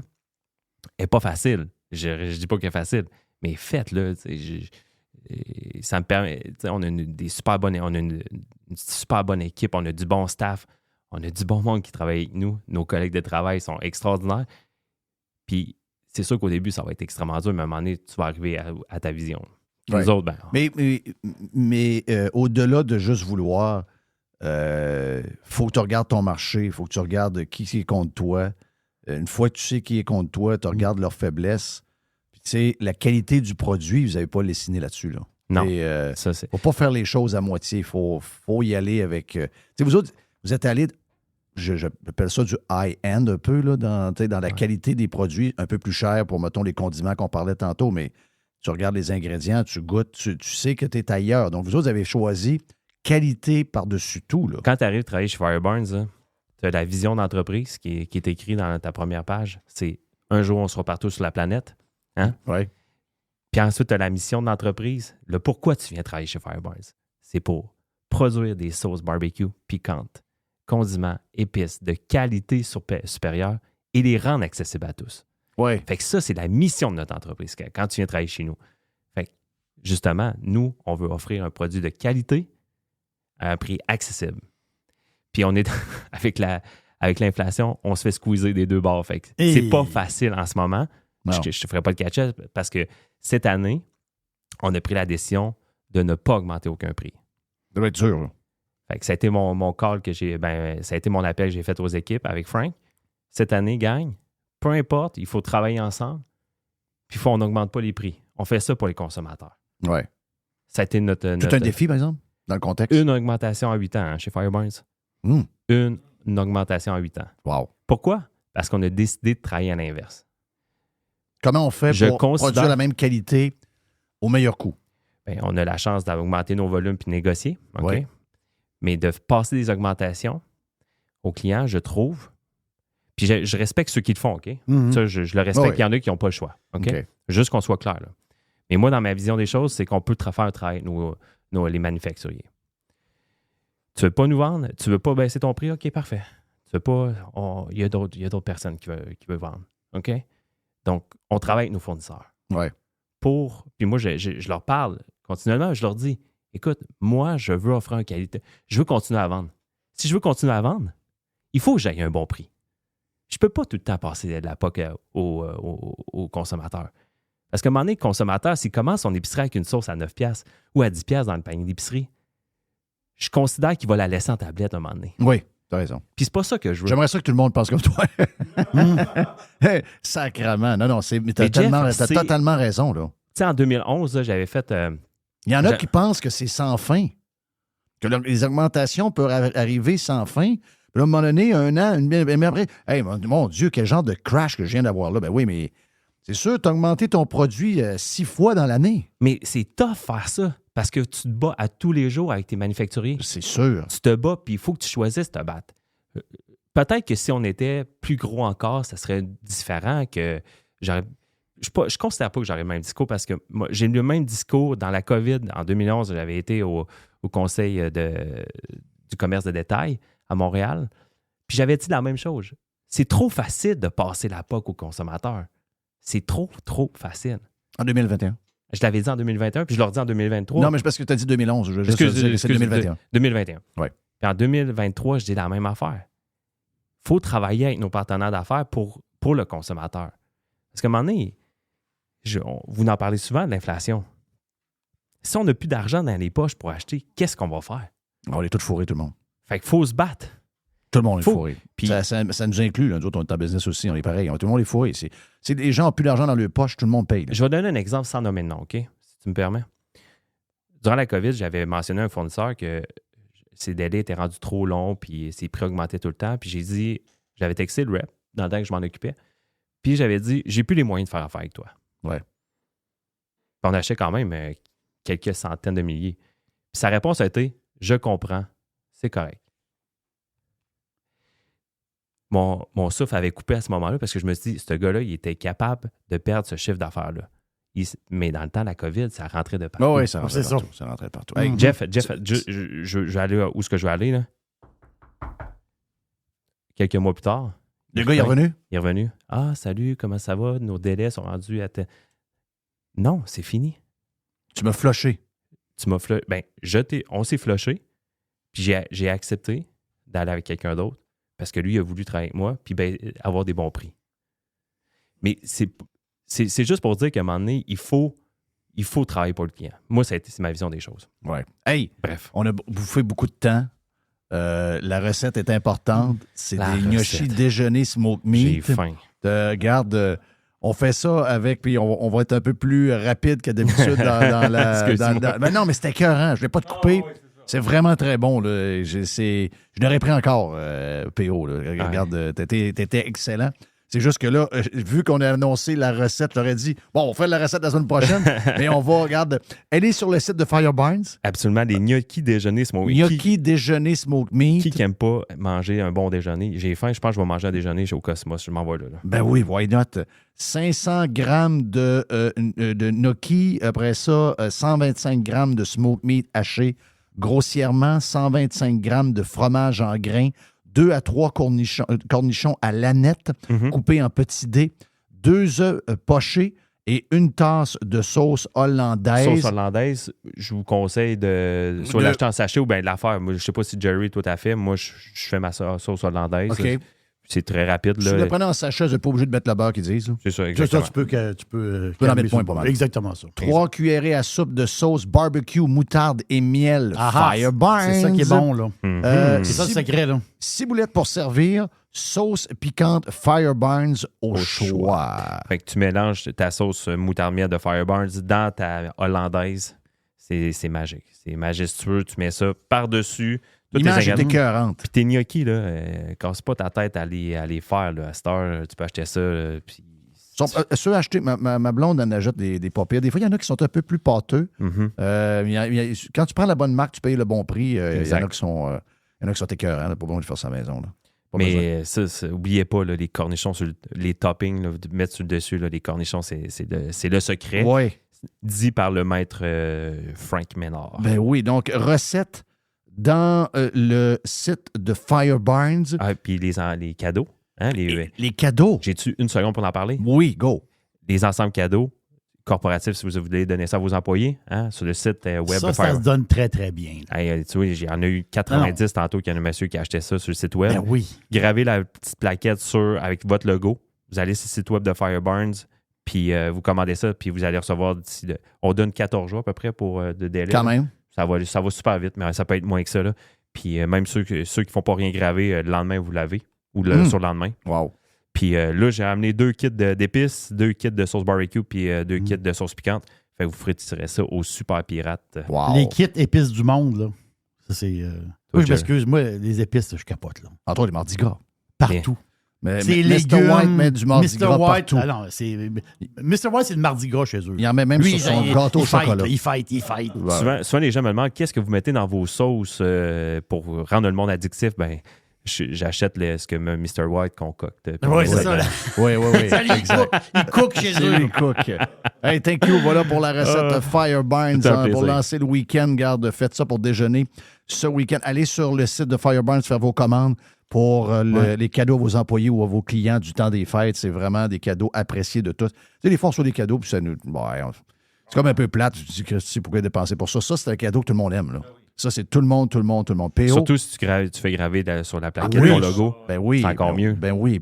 Donc, Tout le monde mange, là. Tout le monde mange. Fire Barns, le site, vous allez faire ça.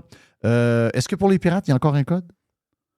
Pirate, je crois que oui. Oui, je pense oui, que... mais je vais m'assurer qu'il fonctionne, OK? OK, je bien regarde. La personne, on en parlera tantôt au Pire Aller, donc on va s'assurer que tout est beau là-dessus. Parfait. La recette pirate Fire Barns du mois. avec P.O. et Frank, The Fire Barns. P.O., t'as été une machine, mon ami. On a apprécié notre 20-25 minutes. Merci d'avoir été avec nous autres. Voilà pour la recette Fireburn, mais bien plus qu'on a eu avec P.O. aujourd'hui sur Radio Pirate Live. On vient. Jeff Fillion. Jeff Fillion. Fresh 100%. 100% pirate. OK, hey, comme dernier bout ce midi à Radio Pirate Live, Jerry, on présente un bout de Radio Pirate Prime.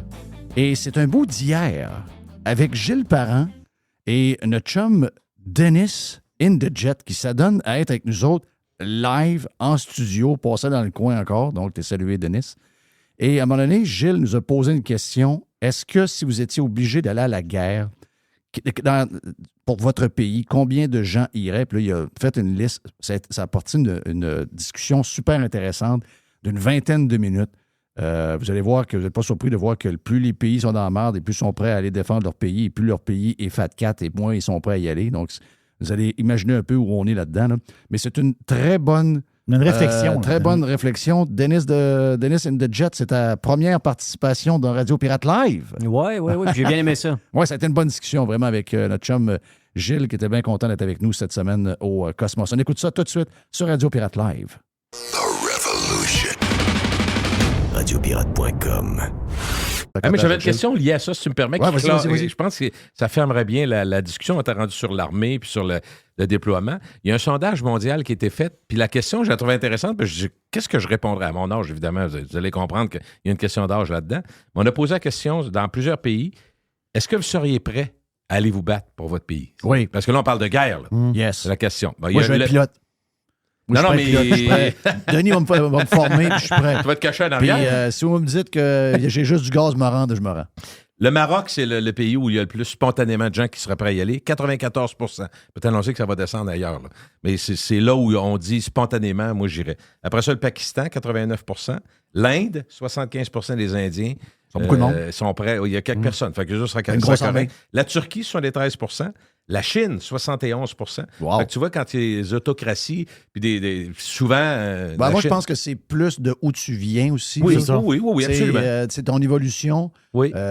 Plus on va être occidental, plus on est Fat Cat, plus ça va tomber à 30. Ben là, c'est ça. Regarde, ta Chine sur les 11. Israël, quand même, qui est dans une région, une poudrière de toute évidence, 66 La Russie, 59 Là, on descend. États-Unis, 44 Ouais. Tu sais, il y a quand même un patriotisme américain, mais c'est 44 Le Surpris- Canada, on est à surpris à 29. 44. 29, le Canada. Je t'avais dit 30. Et la France, 28. Ben oui, Fait que c'est ça, c'est ce sûr. que j'ai. J'ai pas fait tous les pays du monde. Fait que là, ça te donne une idée. Ici, s'il y a quelqu'un qui arrive, on n'a pas les Américains, Alors, au bout d'une heure et quart, on est fini. Ça, là. Ah, puis 1h15, t'es généreux. Tu parlais d'Israël, tu sais, ils ont Oui. 170 000 personnes dans l'armée. Oui. Puis ils ont... Des militaires, là, parce qu'il y en a des qui c'est militaires, c'est des militaires officiels dans l'armée, ils ont 100 conscrits sur les 10 000. C'est du stock. La réserve, c'est 1 demi-million. Aïe, aïe.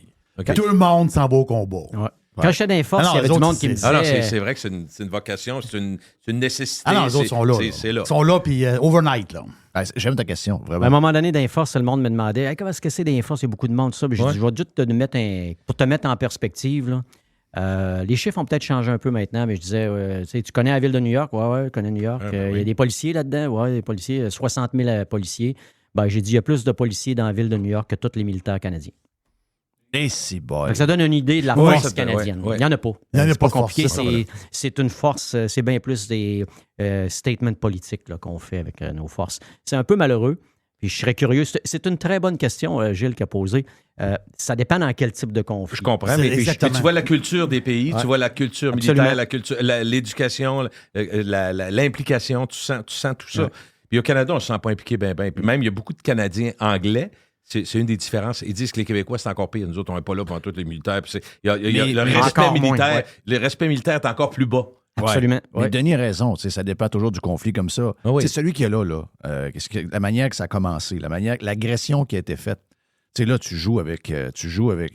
C'est le pire que tu peux faire. Je vais te donner l'exemple que je donne encore, OK? La gang du Hamas sont rentrés, je ne sais pas combien de milliers de personnes. Ils ont tout filmé, ils ont tout mis sur Telegram entre eux autres. Puis le but, c'était de faire des affaires dégueulasses pour craquer tout le monde, OK? Ouais. Puis ils ont réussi. Mais un des pires exemples qu'on a vu, l'histoire la plus terrible, en tout cas à mes yeux, il y en a eu plein, là. Mais celle-là, là, celui-là qui a été enregistré, qui a été découvert sur Telegram, parce que, pas, à un moment donné, ça sort de l'environnement. C'est facile aujourd'hui, là.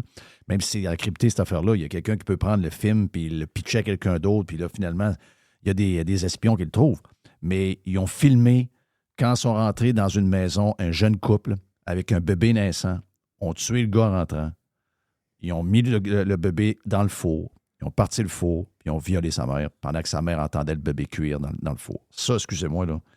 On parle plus d'humain, là. Si je suis dans ce conflit-là, là, puis j'entends toute la boîte qui se raconte sur les réseaux sociaux et des nouvelles. Non, moi, la seule affaire que je veux, enrôle-moi, entraîne-moi. Moi, je veux rentrer à Gaza. Tu sais, à un moment donné, là, je veux dire, faut se tenir debout, là. Tu sais, c'est quand t'es agressé de même. Oh, ouais, mais là, il faut arrêter. Moi, j'ai des histoires que je dis en ce moment. Ouais, mais là, il faut arrêter. Non, ils sont rentrés là en cochon. C'est le prix à payer pour ce qu'ils ont fait. En ce moment, ils payent le prix de tous les coups salauds qu'ils ont fait. Puis je sais qu'il y en a qui ont. Mais parce que ce qui est dur dans la bande de Gaza, c'est de faire la séparation des gens qui là. Il y a des gens, évidemment, tu es d'accord, Jeff, qu'il y a du monde qui n'ont rien à voir là-dedans, mais qui. Ils sont pas nombreux. Non, mais ils sont pas capables de les identifier. Puis dans l'eau, tu peux pas faire du cherry picking, lui, non. Je comprends, non. Mais la majorité des Palestiniens dans la bande de Gaza veulent que les Juifs disparaissent puis ils veulent anéantir Israël. C'est pas d'hier soir. C'est pas d'hier soir. Mais je veux juste te dire au plan. C'est pas tout le Hamas. Non. Je comprends qu'ils sont pas tous dedans, mais ils ont beaucoup de haine. On parlait du Canada qui n'a pas beaucoup d'influence, mais au plan militaire, rappelons-nous que quand arrive l'attaque le 7 octobre, il y a une déclaration qui est faite des pays du G7, sauf le Canada. Ils n'ont pas appelé Mélanie Joly, ça n'a pas donné. Mais c'est important, maudit, dans le sens de l'histoire. Ouais. Il y a la France, l'Angleterre, les États-Unis parlent, puis ils font une déclaration commune. On soutient Israël, puis tout. Puis la déclaration officielle commune, le Canada n'est pas là. Non, je sais, c'est une des premières fois que... Moi, c'est une des premières fois, mais je trouve que ça veut dire quelque chose. Ouais. Ben, ça veut dire qu'on est là par pitié, puis que finalement, quand les États-Unis parlent, ça inclut le Canada. C'est ça que je veux dire, Denis? Absolument. Tu sais, je veux dire, Absolument. Moi, je le dis, je le sais, j'ai fait rire de moi il y a à peu près 6 mois, j'ai dit, parce qu'on parlait beaucoup de Taïwan. Oui. La Chine allait peut-être s'emparer de Taïwan. Ça, c'est une autre affaire aussi qui bourdonne pas mal. Ça prendrait juste ça, là. Oui. Ça, c'est à risque aussi, hein? Oui. Moi, j'ai toujours dit, si les Chinois veulent, 7 jours, puis ils prennent le contrôle de notre pays, le Canada. 7 jours. 7 jours. Ah oui, gros max. L'affaire, c'est que, oui, en plus, maintenant, ils ont la technologie, puis sont associés un peu avec les Russes. Et les Chinois, eux autres, là, il y en a du monde. Oui. Il y en a du monde. Il y en a un peu. Mettons qu'il en parle. Le budget, ça va, c'est bien. Quand ils votent le budget, ça passe. Hein? Généralement, ça passe, oui. Oui, mais qui est toi? Qu'est-ce que tu viens de dire là, c'est vrai? Oui. C'est 7 jours. Là. Puis, on va venir à... Une chance qu'on a les fesses à côté des États-Unis. C'est ça. Là. On sait que dans les fêtes, ça n'arrivera pas parce qu'on est à côté des États-Unis d'Amérique. Puis notre emplacement géographique aussi, voilà, qu'on est loin de tous ces conflits-là. Et si le conflit vient ici, là ça va. S'il y a quelqu'un qui a besoin d'un grand territoire, on peut être une cible pas pire. Absolument. Puis non seulement qu'on va être une cible facile, mais on devient géographiquement stratégique parce qu'on est à côté des États-Unis. Mais fait que, non, c'est pas à prendre à la légère. La Chine convainc la Russie que le Canada, c'est le regroupement de la Chine de la Russie parce qu'on est à côté. Ouais. Puis que ça va être la place idéale. On commence un conflit avec les Américains, prendre le contrôle du Canada. Puis maintenant, les ennemis vont être un à côté de l'autre une fois qu'on aura envahi le Canada. Ouais. Je sais que ça fait un peu weird, là, ça fait un peu film, là. Oui, mais ça peut être ça, là. Oui, c'est des scénarios qui sont envisagés dans la planification de l'OTAN. Ils n'ont pas le choix. Ils n'ont pas le choix. Absolument. Ouais, c'est envisagé, tu penses, par l'OTAN? Ah oui. Ils le savent? Ah oui. C'est ce qu'on appelle le plan B, comme la Ville de Québec, mais un peu plus gros. Ouais.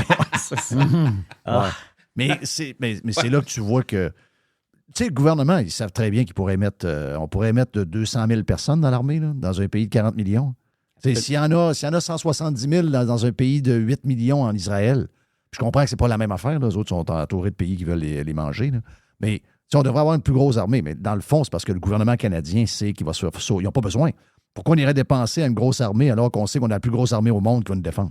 Exactement. Là, c'est ça. Là, c'est sûr que s'il arrivait quelque chose comme ça, c'est sûr qu'on irait toc-toc-toc à la porte des États-Unis. Ouais, finalement, on est des bons amis, nous deux. Oui. On s'entend bien? Oui, c'est ça. On s'entend bien. C'est le fun, on est proche, mais oui, exactement. Mais ça, les Canadiens anglais qui sont très anti-américains, ils ne saisissent pas ce bout-là? Oui, ils ne saisissent pas bien. Mais le Canada anglais est un petit peu plus patriotique. Envers le Canada que les Québécois le sont. En fait, il y a beaucoup de Québécois qui sont patriotiques, mais envers le Québec. Oui. Mais Deuxième Guerre mondiale, là, quand il y a eu la circonscription, il y a un paquet de Québécois qui ne voulaient pas y aller. Là. Oui. Il y a des Québécois qui se sont cachés. Là. Oui. Ils ont trouvé des maladies. Beaucoup de monde ont trouvé des maladies. Mais c'est le clergé qui ne voulait pas, donc le monde écoutait le clergé. Ils s'inventaient toutes sortes de raisons. Moi, je suis fermier. Il y en a qui se sont coupés des bouts de pied là, pour ne pas y aller. Il y a des exactement. Ils se sont fait des. Ils se sont coupé des orteils. Infligé des blessures. Parce qu'ils prenaient du monde qui n'avait pas d'handicap en premier. Parce que ça, il tombait des handicapés, mais le gars, il manque 2-3 orteils. Il est en arrière. Là. Encore, moi, j'y vais. Puis, je ne suis pas bandé Canada, là. Mais à un moment donné, il faut que tu défendes les tiens. Absolument. Moi aussi. Une affaire de même, comme Gilles a posé la question, conflit mondial. Puis il faut que j'aille défendre mon pays, ma souveraineté, là, mon État, le Canada. Parce qu'ici, on ne se rend pas compte. C'est ça, l'affaire, c'est qu'on vit ici. C'est-à-dire, c'est un Jerry est très FM, hein? Oui, j'ai le FM. Oui. Mais tu prends Israël, là, OK? S'ils n'ont pas le dôme de il y a des personnes qui appellent ça le dôme de fer. S'ils n'ont pas le dôme de fer, là, c'est un carnage. Là. Eux autres, à tous les jours, sont éliminés. C'est des roquettes, une en arrière de l'autre. Là. Des missiles, des roquettes, des missiles, des roquettes. C'est des milliers et des milliers de... Ça n'arrête pas, là. Eux autres, c'est... Ouais, mais ils sont agresseurs. Non, t'as peu. Imagine-toi ici, là, moi, je vis à Québec, ici, là. Puis à tous les jours, il y a 2-3 roquettes qui tombent dans la ville. Qui arrivent d'Ontario. Oui, boum, boum. Il arrive quelque part, les roquettes. Puis ils tombent dans la ville. On va donner, oh, boum, il y en a un qui est tombé à près 1 kilomètre de chez nous. Oui, ça énerve un peu. Non, mais le lendemain, il y a encore 5-6 roquettes. Après ça, c'est un autre 5-6 roquettes. Les autres, ils vivent constamment avec ça. Donc là, imagine-toi, ils ont un dôme de fer, ils ont des machines qui détectent les roquettes puis qui vont les chercher dans les airs. C'est constant, là. S'ils n'ont pas ça, là, ils se font laver, là.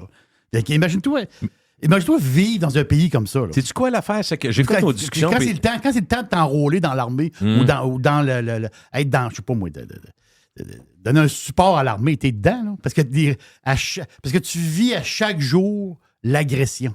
Les autres, ils vivent avec ça, là. Ouais. Ici, on n'est pas agressé, là.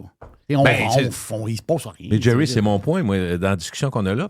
Est-ce que, dans le fond, on le dit pas, mais on sent que je te dirais jusqu'au 11 septembre 2001, là, on disait qu'on nous autres, on ne sera jamais touchés parce qu'on est à l'autre bout du monde, des terres de glace, les ours polaires, puis ça ne nous intéresse pas pantoute. Fait que, tu sais, mais là, le 11 septembre, ça donne un petit coup parce que là, on comprend qu'il y a eu une attaque terroriste à l'intérieur. Fait que, puis là, on avait peur. On peut avoir peur de ça, mais je suis pas sûr qu'on a la même peur qu'on avait, mettons, 2 ans après. Tu sais, finalement, on revient puis on se dit...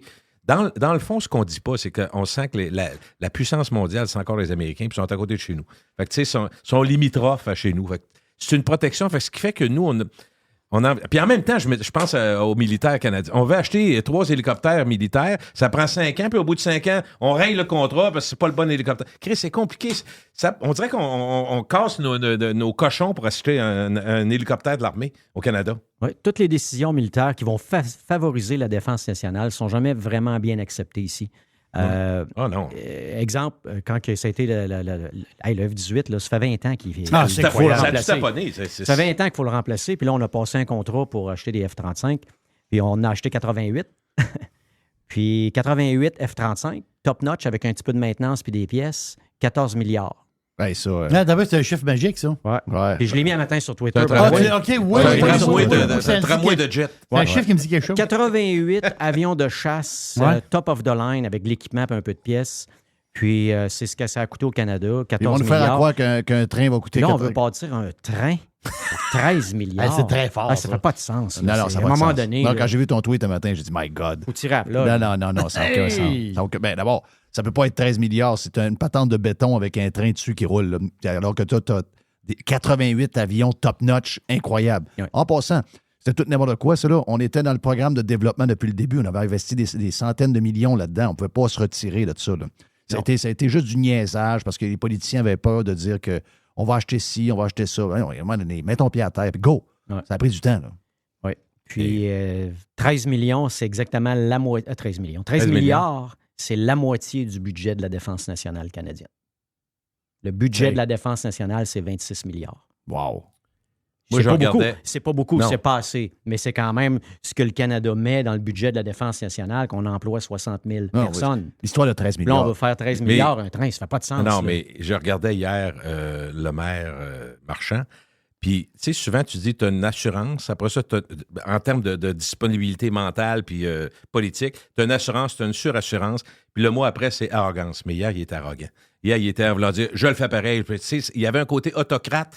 Puis, sais-tu quoi? Dans les faits, c'est de la politique. C'est même, on voudrait dire que c'est de l'économie, c'est de la politique. C'est le fédéral, c'est le provincial, on compare à Montréal. C'est de la politique tout le temps. Fait que là, t'arrives, puis t'as un premier ministre qui voguait, lui, là, depuis, écoute, ça allait super bien. Évidemment, la crise, la pandémie, il a donné trop de pouvoir, mais en même temps, il a donné, les gens disent, il a bon père de famille, il a bien fait ça. Fait que c'était bon. Les sondages, lui, c'est des sondages tout le temps. Mais là, au moment où il y a besoin, je parle excusez-moi, je reviens à Marchand. Il y a besoin du Québec, absolument. Le Canada, tout est beau. Le Canada, on embarque, peu importe, à écouter M. Comment il s'appelle? Duclos. Député Duclos. Oui, mais Duclos, d'abord, mais lui, il dit on va aller, des dépassements de coûts, on va le faire si on est réélu. Mais là, ils ne seront pas réélus. Là. Mais je pense que ça va être tough, là, oui. Ouais. Mais écoute, au moment où M. Marchand, le maire de Québec, aurait besoin de l'aide du premier ministre, lui, le premier ministre, il a besoin d'avoir le public derrière lui. Puis là, il regarde les sondages. C'est favorable au fait qu'on ne fasse pas le tramway. Fait que lui, de quel bord tu penses qu'il va prendre? Mais regarde tout ce qui se passe. Il y a une force. Je n'aime pas ça parler de ça là, parce qu'on a l'air un peu bizarre, là, mais il y a une force, il y a quelque chose en arrière de ça qui fait que ça va se réaliser pareil. Je ne sais pas c'est quoi. Je pense comme toi. Moi. Je pense comme toi. Je vois pas. Mais tu sais, puis en plus, moi, je ne suis pas un technicien, vraiment pas. Je ne suis pas un scientifique, vraiment pas non plus. Mais ça m'étonne. Deux affaires qui m'étonnent là-dedans. Je te dis vraiment, je suis un néophyte, là. Première affaire, c'est qu'il n'y a personne qui veut le faire. Le tramway, ça donne pas, OK? Il y a de l'argent sur la table, mais personne ne veut le faire. Première affaire, je me dis... Ça, c'est bizarre. Ça, c'est bizarre. Et après ça, moi, je fais par exprès pour exagérer. Je l'ai fait même, je la refais volontairement à l'antenne de Radio Pirate. Moi, ils ont de la misère à déblayer devant chez nous, puis ils vont faire un tramway. Je suis pas capable. J'ai rien contre l'école bleue, puis tu sais. Puis je dis pas qu'ils sont des incapables, mais tu peux être très... Toi, Jeff, t'es capable. Tu as bien des choses que tu peux faire dans la vie, mais des affaires que t'es pas capable de faire. Ben non. Si c'était si simple... Tout le monde le ferait. Tout le monde le ferait, voyons. Tout le monde ferait ça. Moi, il me rassure pas en me disant ça va coûter 5 milliards de moins, mais comment vous faites ça? Là, c'est pas on veut pas faire d'argent, je comprends son point. La réalité, c'est que ça peut coûter 7 milliards de plus. Il y a plus de chances qu'ils se mêlent. Y a quelqu'un qui croit que le chiffre qu'ils vont te donner, ça va être ça à la fin? Ben non. Ça, tu le dis tout le temps, tu as raison. On sait que c'est... Ben non, s'ils sont là en ce moment, d'abord, les vrais chiffres, ils le savent, c'est 12-13. Là, le gars, il nous dit, si on le fait nous-mêmes, on coupe 4. Ben, il y a un peu, là. Wow. Sais-tu, Jeff, ce qu'on oublie tout le temps? La base, tu sais, comment ça commence? Ça fait des années qu'on en parle, mais la vraie question au départ, c'était comment faire? Regarde bien, comment trouver, parce qu'il y a des problèmes de congestion qui se multiplient, comment trouver un moyen pour que les gens qui sont en voiture laissent leur voiture pour prendre un transport qui serait efficace et probablement plus et avantageux. C'est ça, la vraie question au départ, c'était ça pour mais ça répond pas à ça. Le tramway ne répond pas à ça parce que tous les gens qui veulent rentrer en ville, c'est pas pour eux autres. Non. Puis, tu comprends? Stéphane Lachance est allé à Ottawa en fin de semaine. Puis il est allé faire le tour. Il a posé des questions aux gens. Ils sont partis 3 là, du parti politique municipal qui sont en train de lever. Puis ils ont été voir les gens. Donc d'abord, ils arrivent là-bas. Moi, je sais, je suis allé à Ottawa récemment. Puis, il y a des bouts en construction, mais il y a des bouts qui fonctionnent. Là. Mais il y a eu une première neige cette semaine, là, ça a arrêté de fonctionner. Il y a pas de problème un peu comme le REM, c'est la même affaire.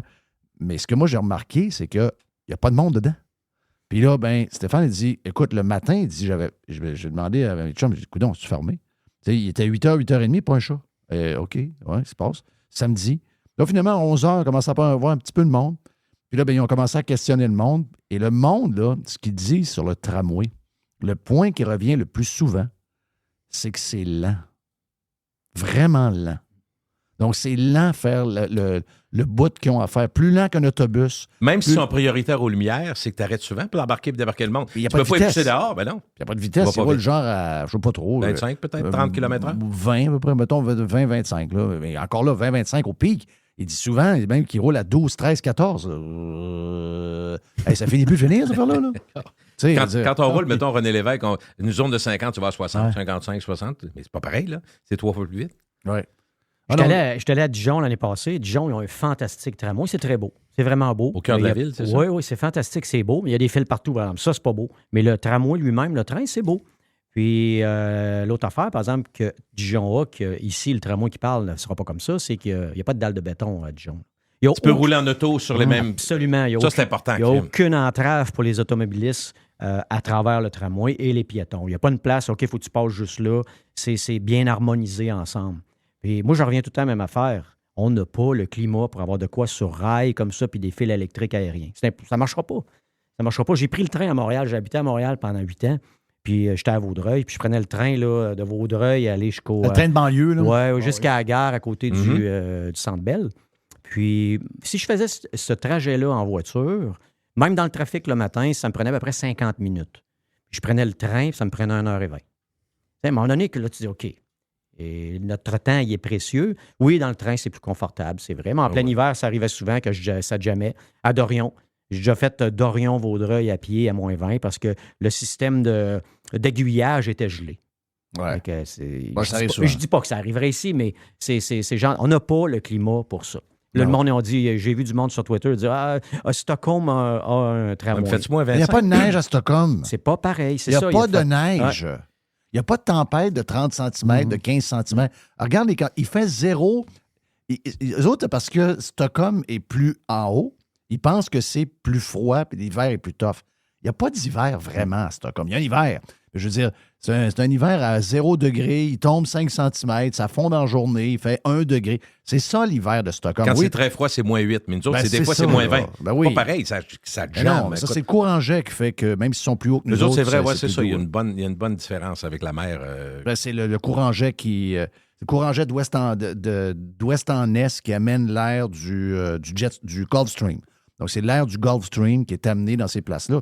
Si un jour, il y a quelqu'un qui ferme le piton de ça, ces pays-là, tout le monde meurt. Là. Quand tu regardes Paris, sur le globe, tu fais un globe, tu regardes Paris, c'est bien plus haut que nous autres. Là. Oui. Il fait souvent beaucoup plus chaud qu'ici. C'est ça. Oui, ça explique.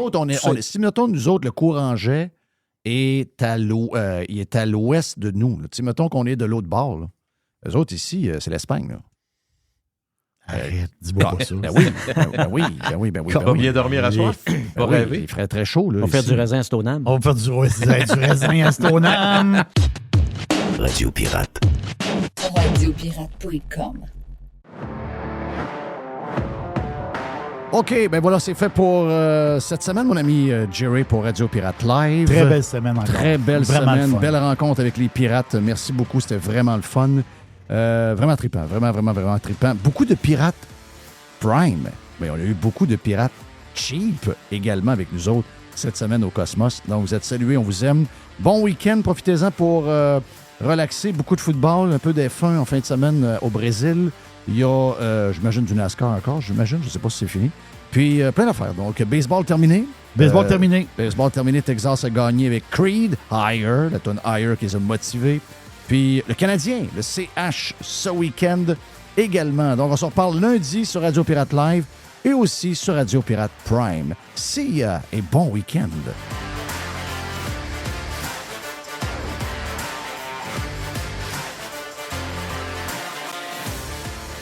Pirater, c'est légal.